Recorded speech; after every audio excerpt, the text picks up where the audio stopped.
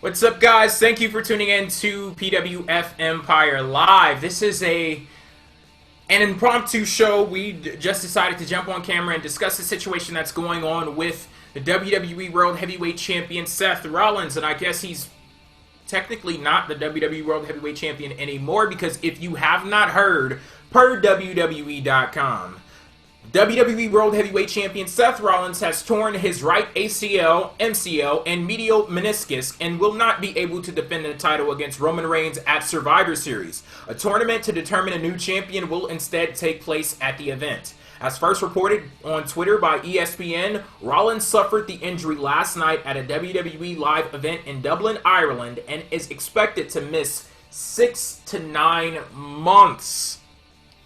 6 to 9 months he's going to be out of action. And we actually have the video to show for you guys. If you get a little bit squeamish when it comes to stuff like this, like I do, you have been warned. Let me go ahead and fix this video.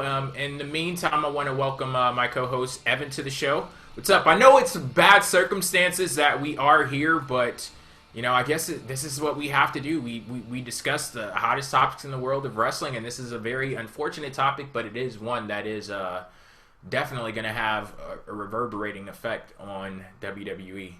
Yes, definitely. And what makes me think is that the limited amount of main event stars that WWE has right now is just very apparent, and it becomes that much more apparent because of an injury like this to the current champion, who now obviously has to vacate the title as a result, and that is just plain out terrible. I mean, you can't get a worse situation than that right now. And we just talked about on the show 24 hours ago about how it was something that we wanted to see between Roman Reigns and Seth Rollins. This is like the most anticipated match of his title reign in a few months. Yeah, and as you guys can see in the video right there, it's gonna slow down a bit so you can see right there. Oh my god. Let me pull it back a little bit. That is the exact moment where Seth Rollins had that injury. His knee kind of like went inward, and from what you can see after the injury, he actually fought on. What a tough bastard that is, actually walking and still going through with the move. And I believe that he completed the match. He saw the match to its conclusion. I'm not 100% sure about that one, but I have heard that Seth Rollins completed the match there. But either way, you just saw in the video there, Seth Rollins, he's following through. This is an absolutely terrible situation now. As you guys know, I have my issues with Seth Rollins, the character. I have my issues with the booking of Seth Rollins. But when it comes down to the person, the guy is fucking talented when he gets into that ring. And even if he wasn't talented, the fact is he dedicated his life to professional wrestling. He obviously has a passion for performing in that ring. And to see that passion be taken away from someone, even if it is temporary, but in his eyes, 6 to 9 months, it is going to seem like a friggin' lifetime, because his life is dedicated to what he does in the middle of the ring. And the fact that he's going to be out on the sidelines having to watch other people compete in the ring and knowing that he's not able to, it's an absolutely horrible situation. And to make matters even worse, he was the top guy in WWE, the WWE World Heavyweight Champion. When it came to the hierarchy, technically there's nobody higher than him, and to go out with an injury while you are on top, it has to be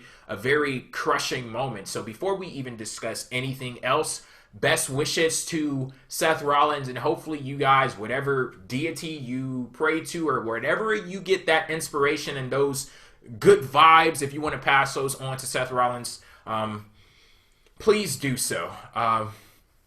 Where do we begin here?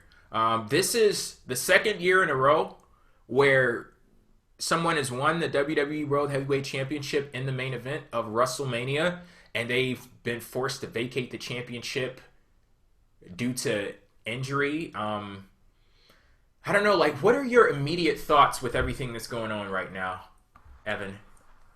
It's really hard to formulate thoughts on this because it's just so strange. I mean, I honestly, when I read it and saw it, I was just in shock. I was actually walking.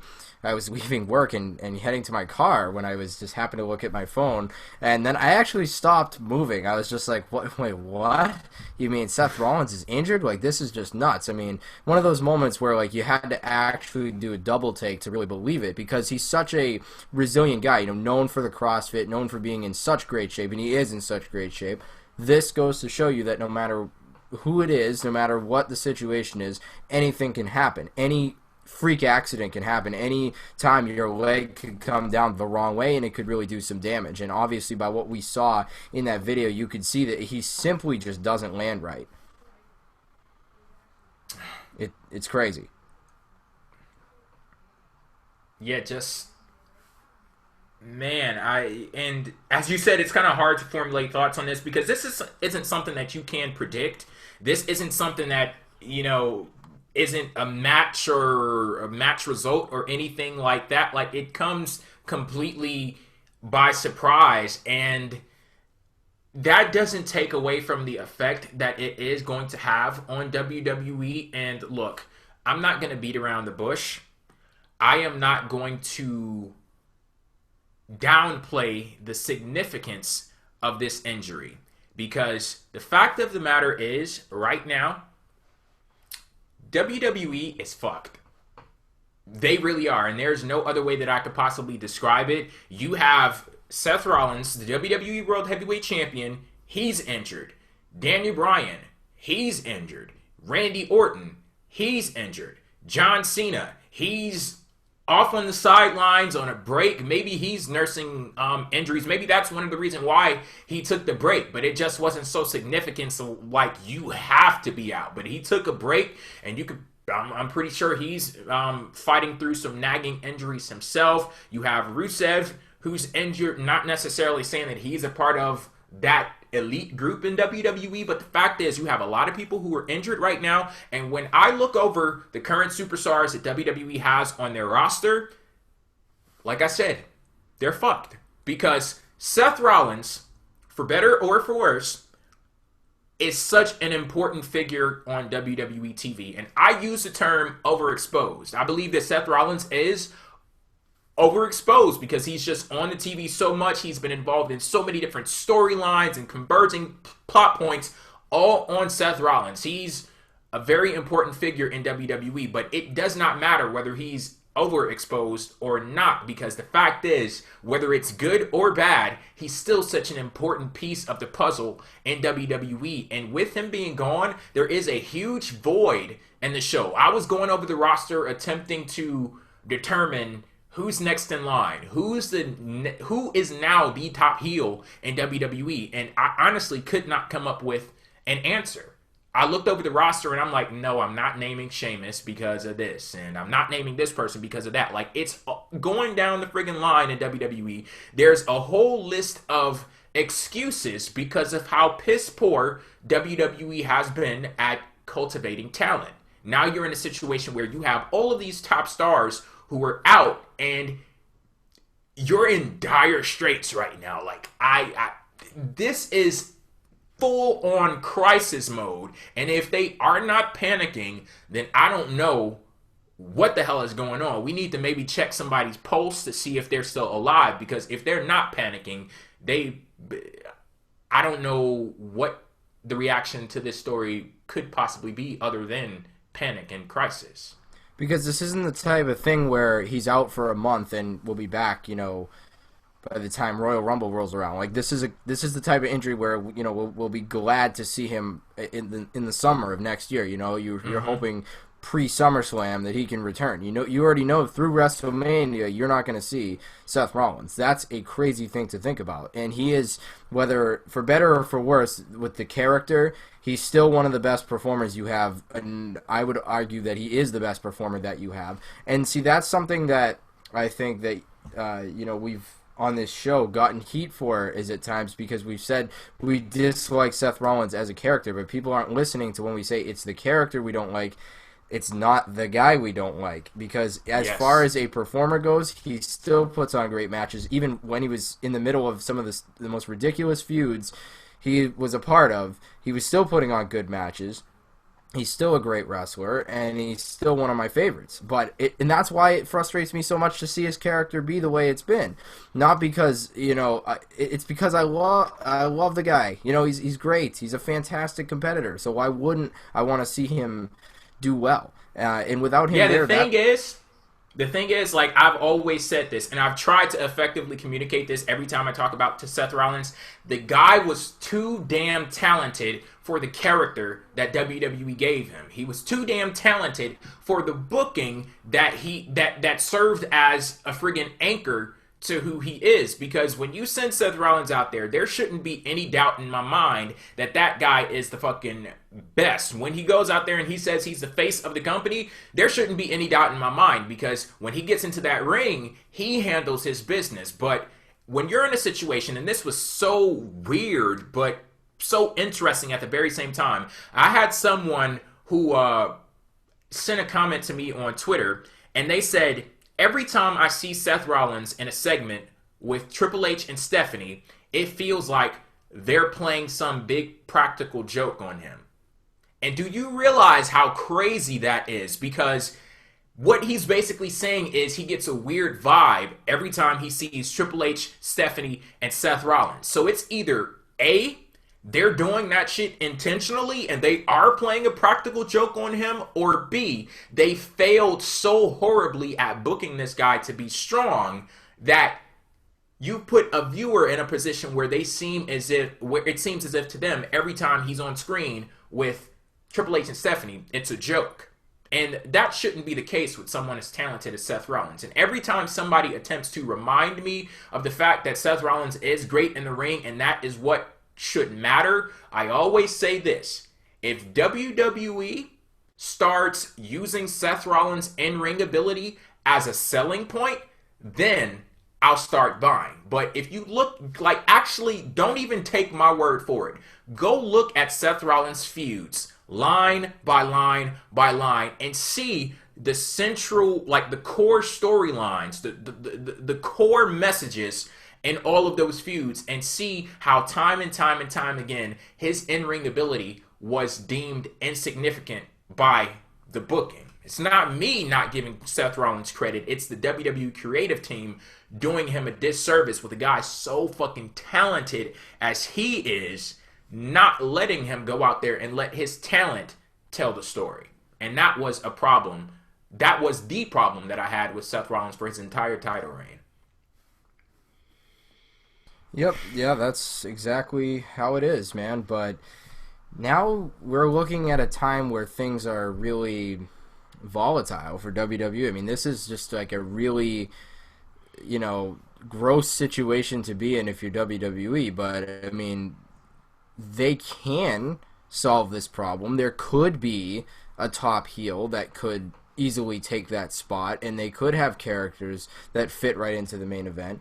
But the time to have done that was the last, number of X amount of months and et cetera. And there was no focus thrown into that. So you don't have a main event right now. The main event is unbelievably thin. I mean, if we're going to say Roman Reigns is main event because he was going to face Rollins at this pay-per-view and has been in the main event before, okay, that's one guy. Dean Ambrose has been in the main event but yet has lost to people who are barely mid-card. So, I mean, take it as it is. I love Dean Ambrose, but the character's been all over the place. Besides them, what else do you have besides John Cena? And you can't count Randy Orton right now because he's out. Sheamus has been there before, but again, how much do we really like the direction he's been in the last few months? Which is sad, too, because Sheamus, when he first came back in this heel role, was awesome. The first couple months were great, but then everything kind of just once again fell by the wayside, and they stopped focusing on the things that made that return actually cool and actually enjoyable. And he stopped being as relevant. Even though he's the Money in the Bank holder, I don't really feel like Sheamus is even close to ready to cash in and win the world title, so to speak. So really, you don't have a lot of guys on that roster right now who are ready for a main event. Are there a lot of guys who are capable of main eventing? Absolutely. There's a ton of guys. Oh, yes, that is not the problem. When you yeah, want to talk about talent, that is the least of WWE's exactly. issues. It's like something that I've talked about before, where I would argue that this is, if not the most talented WWE has ever been, it's certainly one of the most talented periods they've ever had with the guys that they have in WWE and in NXT right now. A lot of talent, immense talent. And if they do the right things with the characters, they could have some great main eventers. But the thing is, they don't. There's no effort to make those guys feel like they are legit. Like, you take, for example, earlier this year when Seth Rollins and Neville had a match, and Neville, to me, in that match, showed that he has main event potential. But yet he never actually gets booked or is packaged to feel like he's going to get there. So how would I believe? And honestly, on that, they should still be talking about that shit today. They should be.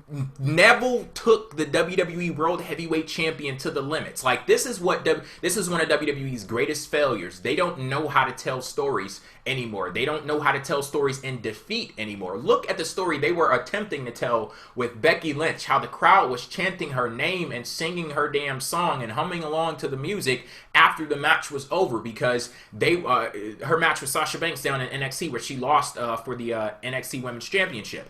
That they were about to tell a story with Becky Lynch. Even in defeat, the lady has made a damn name for herself. They don't do that on the main roster anymore. Hell, they can't even tell a story when you win. How can you expect them to tell one when you lose? Yep, that is just... it's just very frustrating. This is going to be a frustrating time for that reason. Now, I'm not saying they can't make Survivor Series tournament still something good, and it's been argued whether or not that tournament should take place on the Raws and SmackDowns leading up to Survivor Series. Absolutely it should be, and the final match should be the only thing you're really seeing on the pay-per-view. But, you know, I'm not necessarily expecting that. But that would be the nicest way to do it. It would certainly make Raw and SmackDown something to watch, and you'd be interested as to who's going to go to the final match. But the biggest question for me is, what about Roman Reigns? I mean, this is a guy who already won the number one contender spot. So does he still get one of the spots, or So does he get a bye to the finals? Yeah, like it's a weird thing. So and somebody in the chat said this, and I kind of agree. It is kind of exciting to think about what's going to happen next, but it's worrying me way more than it's exciting me. I am way more like, oh man, this could go really bad. And I'm not trying to be pessimistic, because if anything, I've always been as optimistic as I can be when it comes to wrestling. I consider myself to be an optimist all the time with WWE and with wrestling in general, but I'm also real. I also got to be realistic and say that, hey, they don't have a lot of main event guys. Even as much as I want this to work out and be something cool, you can't sit there and just say it's going to be. You certainly hope so. But I think that having a tournament, that's probably the best thing you can do with a vacant title like this, so I'm glad they're doing that. But having matches on Raw and SmackDown going into the pay-per-view would certainly be a good idea. That would definitely build it up that much more.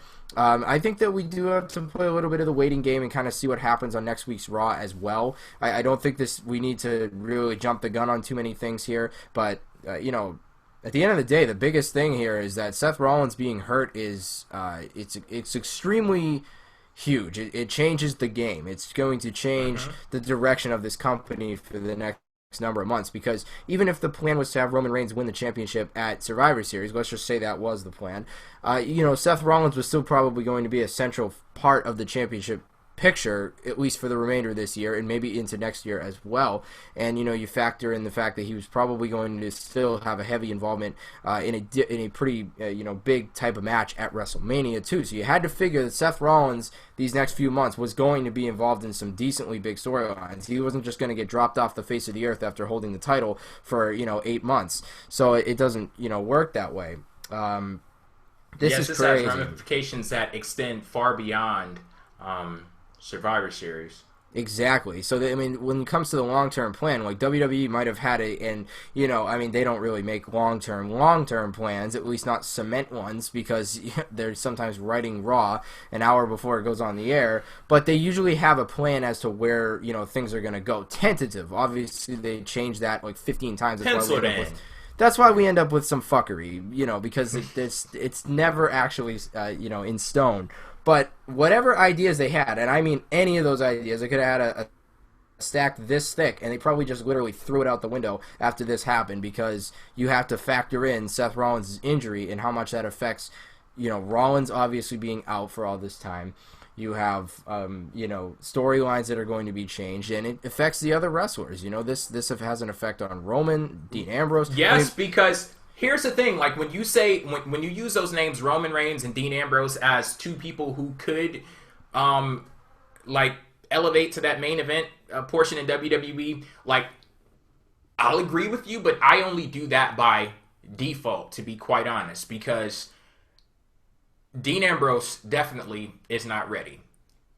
Roman Reigns is not ready. This is a Roman Reigns fan sitting here and telling you right now, Roman Reigns is not ready to win the WWE World Heavyweight Championship. And what sucks so much about Seth Rollins getting injured is because Seth Rollins was Roman Reigns' ticket to being ready for the WWE World Heavyweight Championship, because it does not matter who WWE picks. There ain't a damn person on the face of this planet that has the same history that Roman Reigns has with Seth Rollins. Like, that was the whole key that brought everything together. Like, the apathy that a lot of people have for Seth Rollins, a hatred that's directed towards him, that could be turned around, fixed up and translated into liking Roman Reigns and wanting Seth Rollins to get that comeuppance. Like Steven, he's always talked about this.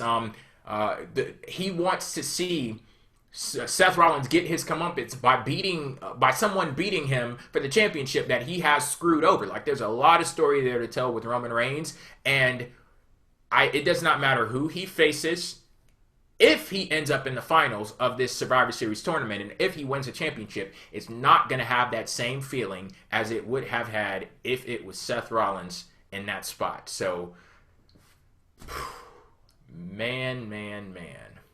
Yeah, and then, the question that comes into my mind is how does Seth Rollins return? Like, what do you do with him when he returns? And honestly, the first thing that comes to my mind is babyface. He comes back as a babyface. That's what I think Seth Rollins should come back as. And the main reason why I say that is because not only do we admire him for his in-ring skills, and because he is like fucking awesome, and everybody knows it, whether we boo, cheer, whatever, don't like his character, we all know he's great in the ring. And then this builds up the sympathy for him because of the injury. And the injury happened naturally. It's not like he was doing some heel tactic. He was going to put somebody through a fucking table. It's not like he was going to do this like crazy devilish tactic and then he hurt his leg, like, haha, the heel gets hurt. Like, I mean, it was a freak accident. So the sympathy's already there for Seth Rollins. We already expressed that in this video. You can take that real life sympathy and translate it into Rollins returning, and he could return as a babyface. And the pop he will get when that music hits in next year could be fucking amazing. So I think Seth Rollins should come back as a babyface. I really do. Like, this is the time. This is that turn that we talked about. Like, oh, they should turn him face eventually. Blah blah blah. This is it right here. Like, it's done for you. I have a few scenarios to explore here. One of them, folks are talking about it in the chat right now. Sheamus does have the Money in the Bank briefcase, so do you think about him factoring at all into the quest to determine a new WWE World Heavyweight Champion? Shit, to be quite honest, I hope not, because I'm already over the Money in the Bank briefcase, and I'm really over Sheamus, so that is not a good matchup to me at all. Yeah, see, it's tough because, like I said before, when Sheamus first came back earlier this year, it was fucking awesome. I love the new look for him.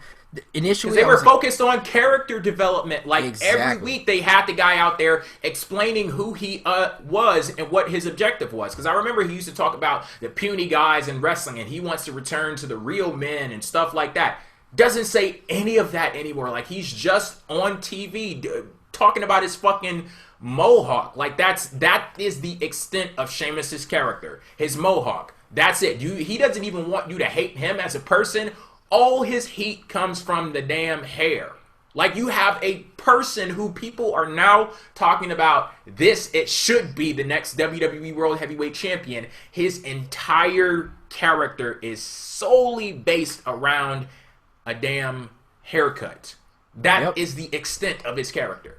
And this person should be the next WWE World Heavyweight Champion. Yeah, see, that's where the problem lies. Because, again, it's not a hatred toward... Like, we're not dumping on Sheamus, because Sheamus, as a wrestler, is pretty solid. And he's proven several times that he can put on a good match in a big situation. Like, I mean...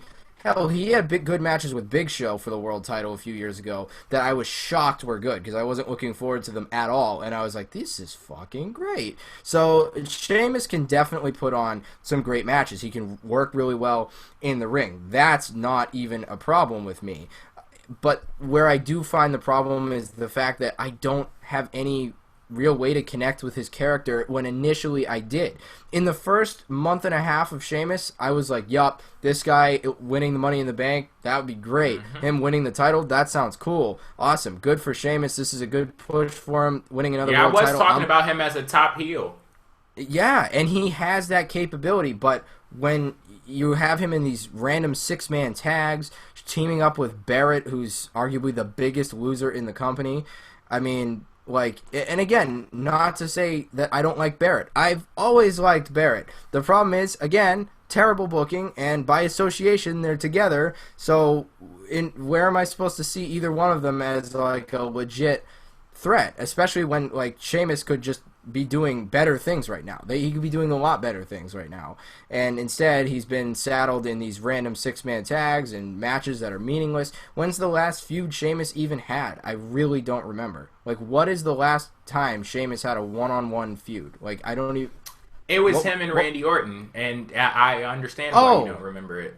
Yes. No, but again, I wasn't even doing that... I wasn't even doing that just to set up the haha I hate Orton versus Sheamus stuff. Like you literally forgot it. I literally forgot. That's how that is how non-memorable Sheamus versus Randy Orton is in 2015, man. I mean, you guys know, anybody who's been watching the show for a while, that I can't stand that feud. It's not because it's a bad match all the time. It's because we've seen it literally over 100 times, it feels, and we don't need to keep seeing it. So it's very forgettable. Sheamus has not done anything memorable since the spring, really, and that's pretty scary to me. So if he's going to win the title, in principle, Sheamus as champion is good. The problem is the way he's been built up and put together and is right now.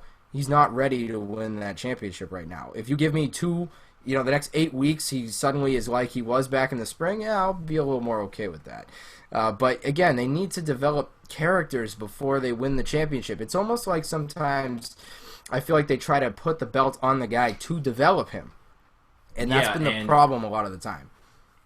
With Sheamus, I do want to say, I do believe this is an opportunity because I saw some folks in the chat talking about how he should be the champion right now, basically trade the briefcase for the title. No. I think that in Sheamus's mind as a character, go for it. I would like to see him on TV bitching about the fact that there is not a WWE champion right now and he has this briefcase and he's entitled to that championship. Because that's like I was talking about earlier, WWE does not know how to tell stories like this anymore. And this is one of the issues that comes along with this whole corporatized WWE, because everything has to be streamlined. Everything has to be perfect and everything has to be right. What happened to people going, backstage and saying, you know what, motherfucker, I want this title. Give me this title right now, and just tell them no. But things like this should be addressed at the very least. Not saying you follow through with it and just take the contract and give them the title, but address it. Address it. And I do have another scenario here and another name to throw at you. Now, with Seth Rollins being out, of course, in real life, Seth Rollins is screwed over in this situation. In storyline, there's one person possibly screwed over more than Seth Rollins is, and that person is Triple H. Triple H has interests to protect. Triple H, I'm guessing, would want to keep the title within his realm of control. I haven't heard anything about this at all, So don't take my word for the gospel. I'm just throwing it out there as a possibility. What if Triple H was to somehow, some way factor himself into what's going on with the WWE World Heavyweight Championship? So Triple H wrestling for the title, huh? What if you had someone out there, for example, Roman Reigns goes through the tournament, wins, and Triple H is like, you know what? Fuck that. I didn't let you know about this, but you have one more match, and that match is against me. Well, I certainly wouldn't be against it. I wouldn't be against it if Triple H and Roman Reigns was the match for the title. Like, I mean, I like the scenario of him being a complete asshole and playing into the heel role so damn well. But I mean, I'd be okay with them as a match. I mean, I've wanted to see Roman Reigns versus Triple H for a while, and yes, I think a lot of people are on that same train as I am, and that'd be great. And just like I'd love to see Rollins versus Triple H. That'd be fucking awesome too. The heel boss against the now babyface turn. That was one of the ways that I could see Rollins turning face was against Triple H, something like that. Kind of like how, not to like just follow in the steps of Orton from the year before, but like if say that the Authority had a new guy that they were looking at or somebody that they were paying more mind to, and Rollins was just like, well, fuck that, I'm still the best, damn it, and then they could actually wrestle each other because there was no money in Orton versus Triple H again because we've seen that a million times. So that's why we got Orton and Rollins, which was a workable feud and was something that was awesome at WrestleMania. But anyway, Triple H wrestling for the championship is not something I have a problem with. It's been a long time since he's been around the title, so I don't have a reason to be like, oh, Triple H has won the belt 13 times. We've seen it enough. We have seen it a lot, but we haven't seen it since, 2009? I mean, it's been forever now since he's won the championship. So if he won the belt just to hand it over to his new guy or to do something along those lines, it would be perfect. Now, I don't want to see him hold the title for longer than a day, but if he stepped in there, got the job done, and then handed the belt over to his guy or helped his guy win or whatever, if he gets involved, it will make the storyline more interesting. I do think so. Yeah, and I think that they need to really tap into the sense of desperation that I know that the powers that be in WWE are feeling legitimately, because I forget his name, Colby Lopez, I think that's his name. You need to tap into that frustration that you have that Colby Lopez has been injured, and then let that be reflected on screen. Once again, let us see those stories. Let Triple H be in panic mode to the point where he's like, you know what? I need to keep hold of that championship. That championship is so powerful. That championship is so influential. We need to make sure that this stays within the Authority, and to ensure that it stays within the Authority, damn it, I'm going to get into the ring and I'm going to fight for that championship myself. And then he could use himself as like a caretaker for the championship, and then like you were talking about, pass it along to the next guy, and then maybe he goes on a run, that guy feuds with Roman Reigns, and whatever happens there, and Seth Rollins comes back, and bam, you have a feud with Seth Rollins and the new Triple H guy. Then you have that feud with Triple H also to build up on. So there are many things that WWE can do here, but they are in desperate need of a top heel. And I'm seeing some of these names that folks are throwing out there. Bray Wyatt. I'm seeing, what was the other one? Sheamus. No, not at all. Not at all. Kevin Owens, please. See, even with Kevin Owens, I don't think so, but I'd like it's still a tough sell. It is. It is. I agree. I'm with you. Alrighty, guys. That's it for our breakdown of the Seth Rollins injury. Once again, we want to, just as we started the show off with, we want to send our best wishes to Seth Rollins for a very speedy recovery, for him to get back to WWE, doing what it is that he loves and doing what it is that he devoted his life to. I'm hoping that he's keeping his spirit strong right now, because he has to be going through a tough time right now, physically and mentally. So I'm just hoping that he's he can look just find some kind of silver lining to this cloud right now. Yeah, we got to wish him the best, and I can't wait to see him back because he's still, even whatever with his character, he's still one of my favorite guys to watch. No question about that whatsoever. So I can't wait to see him come back and see what they do with him. Hopefully, it'll be as that baby face, and he'll get that huge reaction because he's gonna get the huge reaction whether he's a face or a heel. So you might as well just bring him back as that baby face.